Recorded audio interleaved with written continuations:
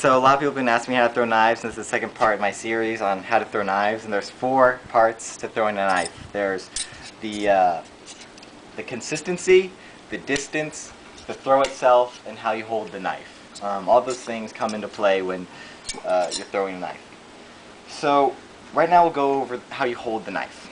So these are just my standard old throwing knives, and generally when I throw knives, I throw from the tip of the blade.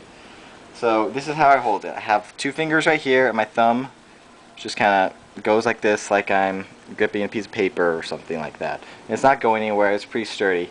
If I was going to hold it by the handle, which is how I actually learned to throw, I held it like this, almost like shaking hands. Yeah, just like shaking hands, I guess. Yes.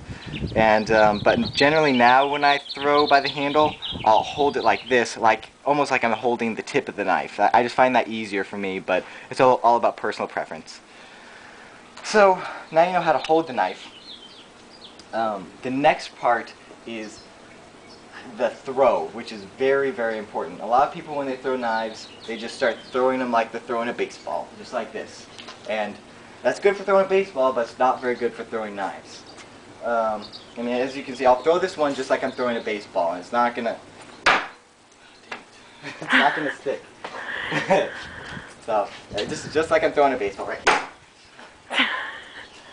Well, generally, I'm pretty good at throwing knives, so it's generally not like that. When you first start, they'll just bounce off, generally. But I'm pretty good at adjusting things. So, so when you throw a knife, like you can see, if you're going to throw a baseball, this is what I do.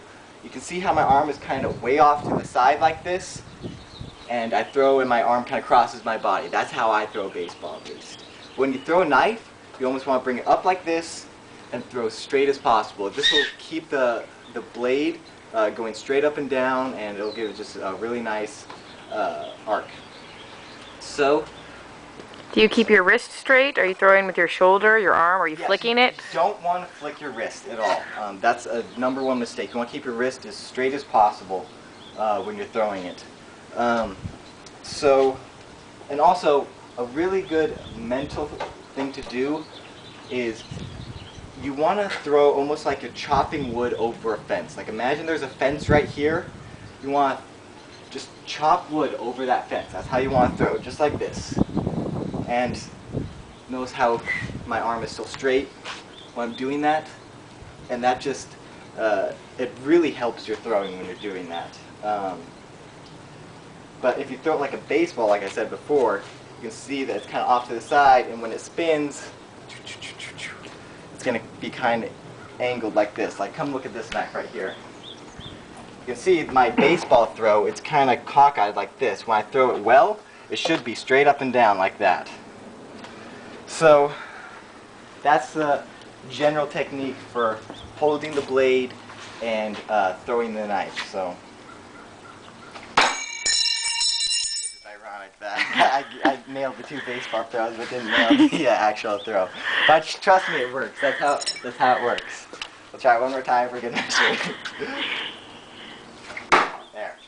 Now you can see that's relatively straight up and down. It's kind of angled, but you get the idea. So, tune in for next time.